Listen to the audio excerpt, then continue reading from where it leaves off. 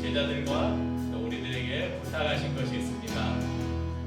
가라 가라 세상을 향해 가라 가라 말씀 가지고 가라 가라 온 땅을 향해 가라 가라는 예수님 명령 우리 모두 가겠어요. 나의 모든 사람들에게 예수님의 사랑을 전하겠어요. 우리 모두 주의 명령을 따라 땅의 모든 사람들에게 예수님의 사랑을. 우리 열매 어린이집 다니는 우리 아이들, 열매 어린이집 다니는 친구들에게 전합시다. 아멘. 아멘. 전하겠어요. 가라 가라 세상을 향해 가라 가라 말씀 가지고 가라 가라 온 땅을 향해 가라 가라 예수님 명령 우리 모두 가겠어요. 땅의 모든 사람들에게 예수님의 사랑을 전하겠어요. 우리 모두 주의 명령을 따라 땅의 모든 사람들에게 예수님의 사랑을. 우리 믿지 않는 우리의 가족들에게도 전합시다. 아멘. 전하겠어요. 세상을 향해 가라 가라 말씀 가지고 가라 가라 온 땅을 향해 가라 가라 예수님 명령 우리 모두 가겠어요. 땅의 모든 사람들에게 예수님의 사랑을 전하겠어요. 우리 모두 주의 명령을 따라 땅의 모든 사람들에게 예수님의 사랑을. 우리 믿지 않는 우리의 이웃들, 직장 동료들, 학교 친구들에게 전합시다. 아멘. 전하겠습니다. 가라 가라 세상을 향해 가라 가라 말씀 가지고 가라 가라 온 땅을 향해 가라 가라 예수님 명령 우리 모두 가겠어요. 땅의 모든 사람들에게 예수님의 사랑을 전하겠어요. 우리 모두 주의 명령을 따라 땅의 모든 사람들에게 예수님의 사랑을. 우리 온 세상에 전합시다. 아멘. 전하겠어요. 우리에게 주신 이 위대한 명령에 우리가 순종함으로 우리의 삶을 통해서 주님을 나타내길 원합니다. 하늘과 땅의 모든 권세 주셨으니 그러므로 너희는 전하라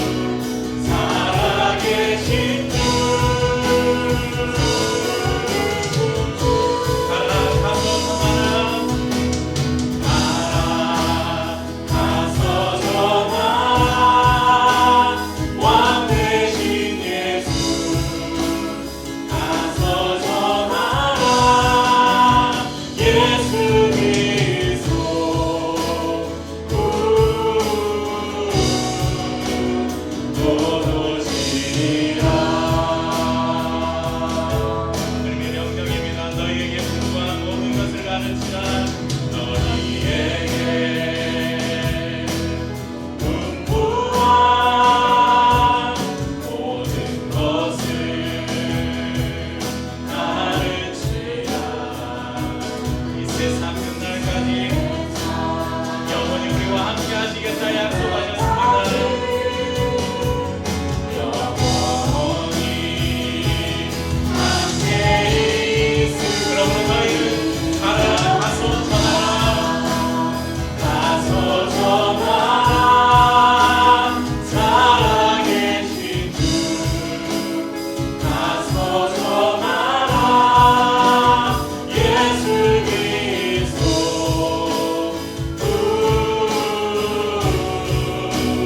살아계신 주.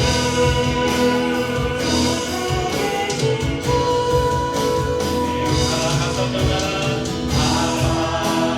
가서 전하라. 왕 되신 예수. 가서 전하라.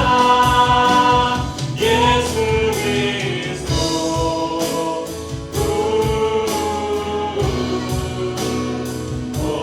오시리라.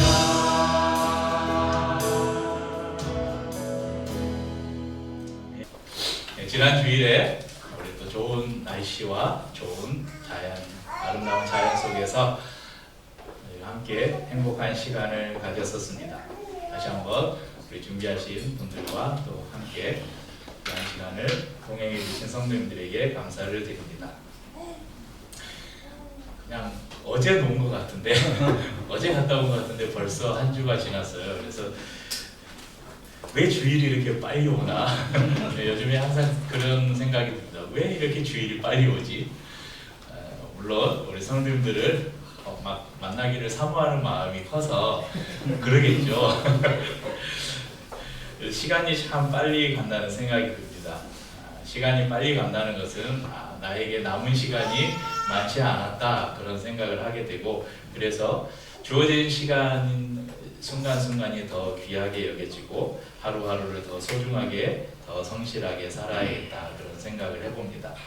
우리가 지지난주 말씀을 나누면서 부활 그 이후라는 제목으로 첫 번째 시간을 나눴습니다.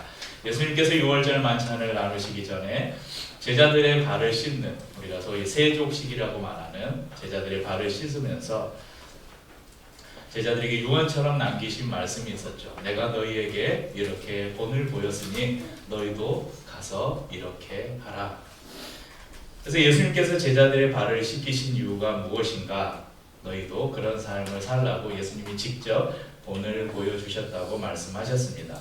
예수님의 부활을 믿고 그 부활을 소망하며 살아가는 오늘날의 저와 우리 성도님들 또한 예수님께서 친히 본을 보이시며 우리에게 말씀하시고 부탁하신 이 섬김의 삶을 살아야 함을 말씀드렸습니다. 그것이 바로 부활 이후를 살아가는, 부활의 능력을 체험하고 또 부활의 소망으로 살아가는 우리에게 주어진 주님의 말씀이라고 나눴습니다.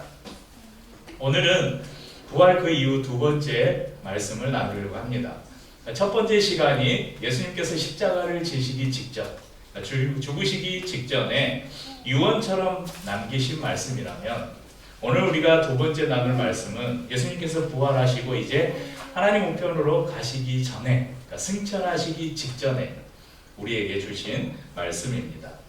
오늘 이 본문은 교회를 조금 다니시는 분들은 거의 암송하고 있는 그런 말씀이죠. 오늘 본문을 가리켜서 영어로는 Great Commission이라고 말합니다. 이것은 우리말로 대위임령 이렇게 말하고, 또 한자로는 사자성어로는 지상명령이라고 합니다. 이 지상은 땅 위가 아니고 가장 높은 최고의 명령 이렇게 부릅니다. 하나님이신 예수 그리스도는 하늘과 땅의 모든 권세를 가지신 분이셨습니다. 그분이 비록 인간의 몸을 입으시고 이 땅에 오셨지만, 그리고 인간이 느끼는 슬픔과 고통을 다 당하셨지만, 그리고 그분이 십자가에서 죽으셨지만 부활하심으로 그분이 하나님의 아들이시고 그분이 하나님이 가지신 모든 하늘의 권세를 가지신 분이신 것을 부활로 증명해 보이셨습니다. 이제 그분이 가지신 그 권세를 가지고 제자들에게 말씀하고 계십니다. 그러니까 제자들이 받은 이 명령, 지금 이 제자들에게 주시는 이 명령은 누구로부터 온 것이냐? 바로 하나님의 권위로부터, 하나님의 권세로부터 나온 것이라는 사실입니다. 예수님께서 제자들에게 대위임령, 최고의 명령을 주시는데 세 가지로 말씀합니다. 오늘 본문에 보면 19절에 보십시오. 너희는 가서 모든 민족을 첫 번째 제자로 삼아, 두 번째 세례를 주고 아버지와 아들과 성령의 이름으로 세례를 베풀고 20절에 너희에게 분만 모든 것을 가르쳐 지키게 하라. 그러니까 세 가지죠. 제자를 삼고 세례를 베풀고 가르쳐서 지키게 하고. 그런데 보면 제자를 삼아 세례를 주고 가르쳐 지키게 하라. 그러니까 이 세례를 주고 가르쳐 지키는 것은 어디에 종속이 되어 있냐면 제자를 삼아에 종속이 되어 있습니다. 그러니까 가장 먼저 해야 될 게 뭡니까? 제자를 삼는 것이죠. 이 구절 때문에 그런지는 모르겠지만 한국 교회 안에 유행처럼 이 제자 훈련의 열풍이 불었던 적이 있습니다. 저도 대학생 때 우리 민서와 윤서가 요즘 열심히 다니고 있는 CCC에서 이런 제자 훈련 프로그램을 다 수료를 했습니다. 또 목회를 하면서는 대부분의 성도님들은 잘 모르시겠지만 우리 제 나이 위아래 대부분의 목회자들이 아는 제자 훈련의 대명사라고 할 수 있는 이 국제 제자 훈련원이라는 곳에서 매년 2차례 이렇게 있던 평신도를 깨운다 옥하는 목사님이 하시던 그런 제자 훈련 프로그램이 있었는데 제가 그 제자 훈련 세미나를 수료한 사람이에요. 또 이제 그 제자 훈련 세미나를 그대로 가지고 와서 청년 사역자들을 대상으로 그 어떤 커리큘럼을 청년들에게 맞게 이렇게 좀 바꾼 젊은이를 깨운다. 또 그 제자 훈련 세미나를 제가 또 수료한 사람입니다. 그리고 실제 목회 현장에서 이것을 적용해 보기도 했습니다. 여기에 앉아 있는 모 자매가 저하고 1년 동안 이 제자 훈련을 했던 사람이에요. 그런데 시간이 지나면서 의문이 들었어요. 제자가 무엇일까? 어떻게 제자를 삼는 것일까? 제자 훈련 프로그램을 마치면 제자가 되는 것일까? 좀 미안한 이야기지만 그래도 제자 훈련을 수료했으면 뭔가 이전과는 좀 확 달라지고 믿음이 막 확 자라고 삶에 어떤 문제가 와도 그것을 이겨내고 나아가 타인에게 복음을 전하고 세례를 받도록 하고 하나님의 말씀을 막 가르쳐 지키게 하고 이런 일이 일어나야 되는데 제자 훈련을 아무리 시키고 그것을 수료했다고 해도 이런 일이 별로 안 일어나더라 하는 것입니다. 제자 훈련을 수료했어도 날마다 삶의 문제에 치이고 믿음에 대하여 의심하고 관계 안에 아픔을 가지고 살아가는 사람들이 적지 않다는 것을 보았습니다. 한국교회에서 제자훈련으로 가장 유명한 교회가 어디냐면 강남에 있는 사랑의 교회입니다. 사랑의 교회를 개척하셨던 이 옥하는 목사님은 이 제자훈련 목표의 철학을 가지고 사랑의 교회를 넘어서 한국교회 안에 이 제자훈련 신드롬이라고 할 만한 그 제자훈련 붐을 일으켰습니다. 조금 전에 제가 국제 제자훈련에서 하는 그 제자훈련 세미나를 수료했다고 그랬잖아요. 이 국제 제자훈련원이 사랑의 교회 부설 기관이었어요. 그런데 연 2회 제자훈련 세미나가 있는데 제가 80몇 회 수료를 했어요. 그러니까 이 80몇 회면 1년에 2번씩 하니까 80몇 회만 40년을 진행한 거잖아요. 그 사이에 얼마나 많은 목회자들이 거쳐갔겠어요. 그리고 그 목회자들을 통해서 교회 안에 제자훈련을 접목해서 제자훈련을 받은 얼마나 많은 성도들이 있었겠습니까? 이거 제자훈련 등록하려면 일단 담임 목사님이 제자훈련을 수료를 안 하면 부목사들은 못 받아요. 담임 목사님이 제자훈련을 수료해야. 그래서 이제 부교육자 2명하고 담임 목사님하고 가려고 신청을 하는데 신청도 요즘같이 인터넷 모바일 이런 거 없어요. 무조건 전화로만 해야 돼요. 그래서 9시에 신청을 받는데 3명이 다 전화를 한 대씩 붙잡고 9시 땡 하고 전화를 했는데 2명은 성공하고 저는 성공을 못했어요. 그래가지고 그 다음 기수에 저만 따로 갔던 기억이 있습니다. 그러니까 얼마나 많은 사람들이 그 제자훈련 세미나를 수료를 했고 그분들을 통해서 얼마나 많은 성도들이 교회 안에서 제자훈련을 받았겠어요. 그러면 뭔가 좀 변화가 있어야 되잖아요. 뭔가 한국교회가 막 뒤집어질 만한 뭔가 일이 일어나야 되잖아요. 그런데 실상은 그런 일들이 별로 일어나지 않았습니다. 오카노 목사님의 뒤를 이어서 이제 새로운 담임 목사님 온 사랑의 교회도 그 교회만 봐도 제자훈련으로 가장 유명하다는 그 교회만 봐도 예배당을 편법으로 건축을 하고 그 안에 있는 수많은 그 정치, 경제, 막 예술, 이 우리나라의 리더십에 있는 수많은 사람들이 그 교회를 다녀요. 그 사람들도 다 제자훈련을 받은 사람들이 많아요. 그런데 왜 우리 사회가 이렇게 변화가 되지 않는가? 제자훈련은 그리스도의 제자를 만들지 못한다. 그것이 제 결론입니다. 제가 제자훈련이 뭔지를 전혀 모르는 사람이 이런 이야기를 하면 제가 뭘 모르니까 이런 이야기를 한다 하는데 제가 알 만큼 안다는 거예요. 자, 그렇다면 왜 예수님께서는 제자들에게 너희가 왜 제자를 삼으라 말씀하셨을까? 여기서 제자가 무엇인지를 한번 알아보셨는데 네이버 어학사전에 이렇게 나와 있습니다. 첫 번째, 스승으로부터 가르침을 받거나 받은 사람. 자, 두 번째 뭐라고 나옵니까? 예수님의 가르침을 받아 그의 뒤를 따르는 사람. 예, 친절하게 네이버 어학사전에는 기독교에서 교회에서 쓰는 의미도 이렇게 친절하게 검색해 보면 이렇게 나옵니다. 설명을 해주고 있어요. 예수의 가르침을 받아 그의 뒤를 따르는 사람. 이 사람이 바로 제자라고 말합니다. 누구의 가르침을 받아 누구의 뒤를 따른다고요? 예수님의 가르침을 받고 예수님의 뒤를 따르는 사람. 그러면 제자를 삼는다 이것은 예수님을 가르쳐주고 예수님의 뒤를 따라가도록 해주면 되는 것이죠. 그런데 한국의 이 제자훈련은 이게 많이 왜곡됐어요. 그래서 예수님의 제자, 예수님을 따르는 사람이 아니라 제자훈련을 시키는 목회자를 잘 따르는 성도, 목회자의 말에 순종하는 성도, 교회를 위해서 헌신하는 성도, 교회 부흥을 위해서 필요한 일꾼을 만드는 코스, 이런 걸로 제자훈련이 왜곡되었다는 것입니다. 제가 가끔 이렇게 이제 목회자들을 만나서 이야기하거나 이럴 때 들으면서 불편한 표현이 하나 있어요. 목사님이 누구를 소개하면서 제 제자예요. 청년부 때 제 제자예요. 제 애제자입니다.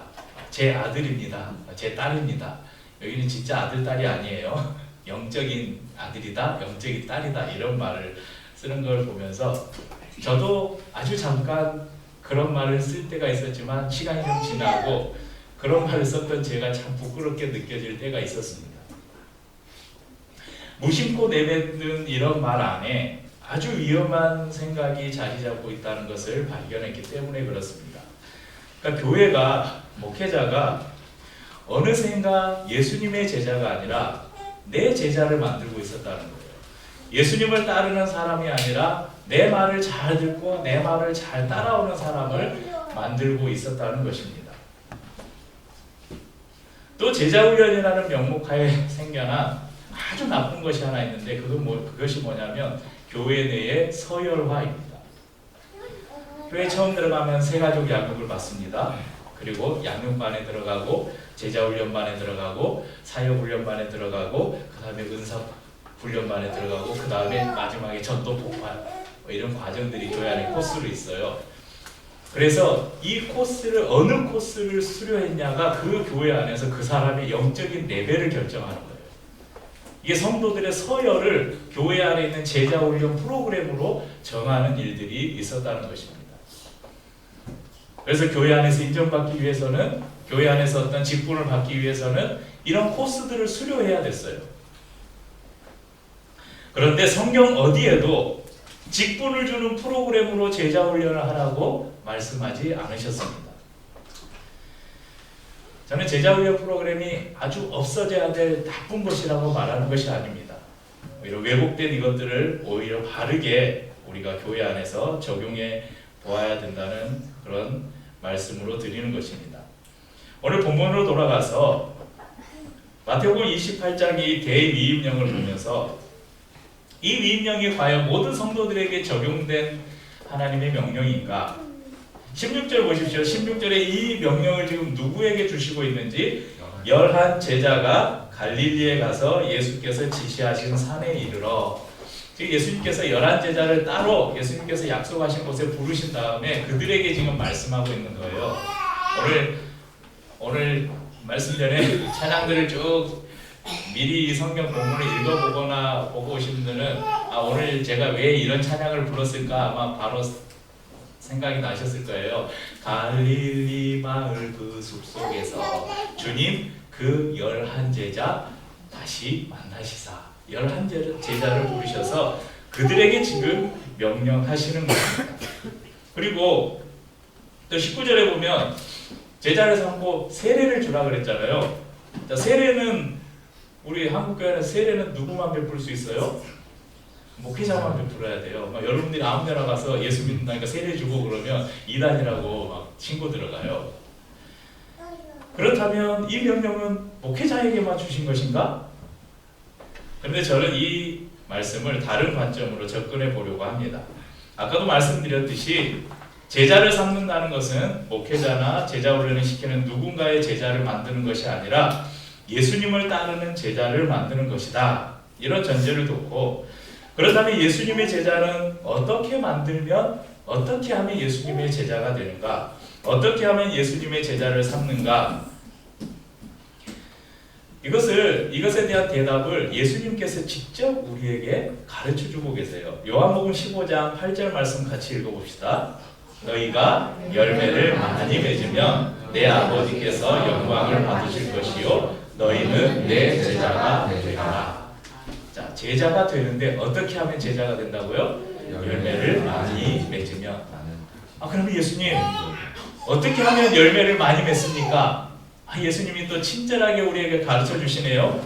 요한복음 15장이 유명한 포도나무 비유인데, 성부 하나님은 농부, 성자 예수님은 참 포도나무, 우리는 가지, 이렇게 비유해서 지금 하나님과 예수 그리스도와 우리 성도와의 관계를 설명하고 있는 말씀입니다. 여기에서 예수님께서 어떻게 하면 우리가 열매를 많이 맺으면 제자가 되는데 어떻게 하면 열매를 많이 맺느냐? 15장 5절에 말씀합니다. 함께 읽어보죠. 나는 포도나무요 너희는 가지라. 그가 내 안에 내가 그 안에 거하면 사람이 열매를 많이 맺나니 나를 떠나서는 너희가 아무것도 할 수 없습니다. 자, 열매를 많이 맺는 방법, 우리가 예수 그리스도 안에 거하고 예수님이 우리 안에 거하시면 이 사람은 열매를 많이 맺는데요. 그러니까 예수님을 꼭 붙들고 그분에게서 떠나지 않으면 우리가 열매를 맺고, 열매를 맺으면 우리가 무엇이 된다고요? 제자가 된다는 것입니다. 이 말씀을 정리하면 제자가 되는 것은 곧 예수님 안에 거하는 것이다. 이런 공식이 나옵니다.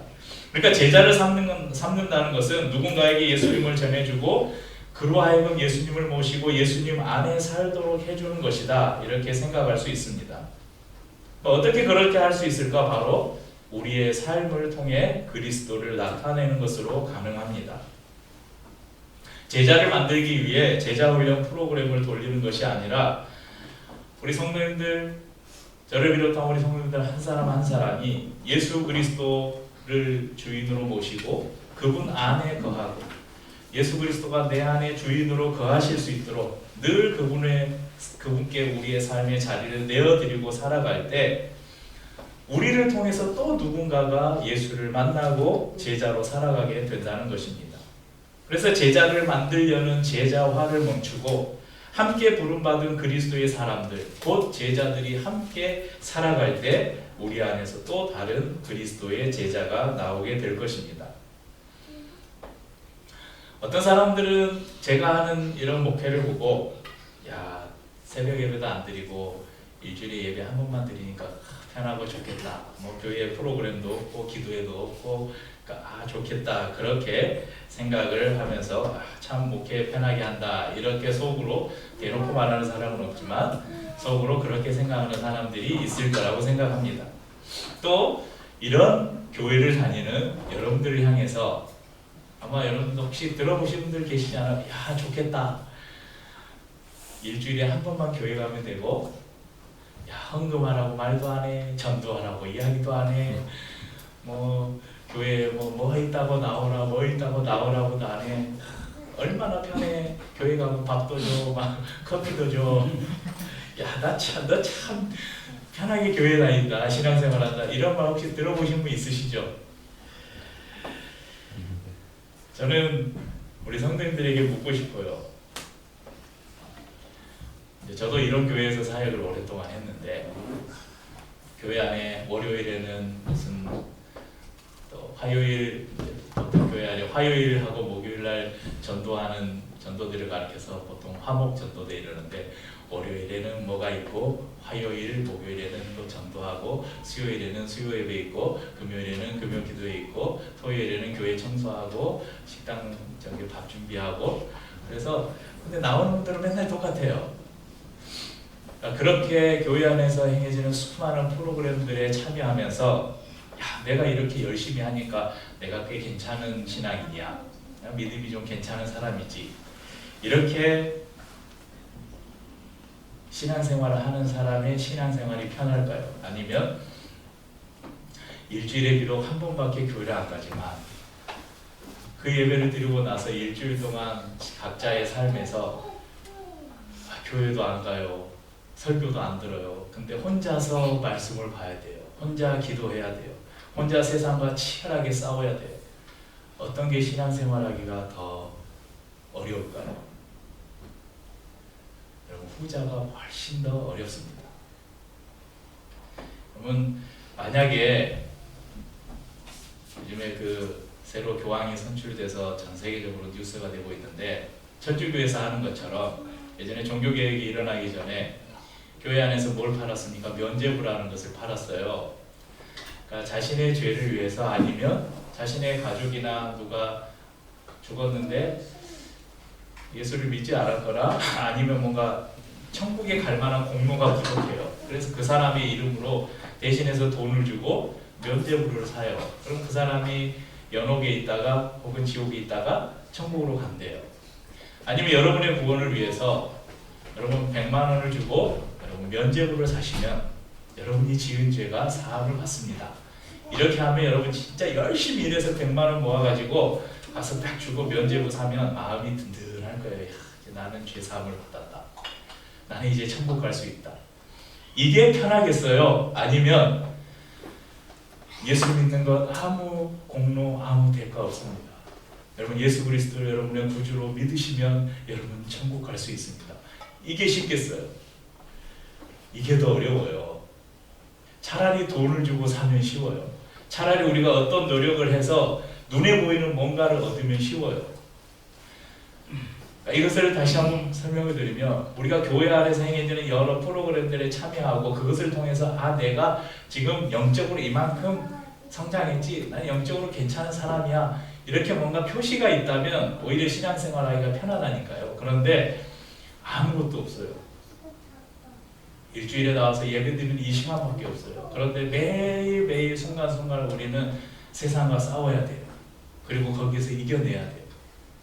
그게 더 힘든 싸움이라는 것입니다. 그래서 여러분의 몫이 더 커요.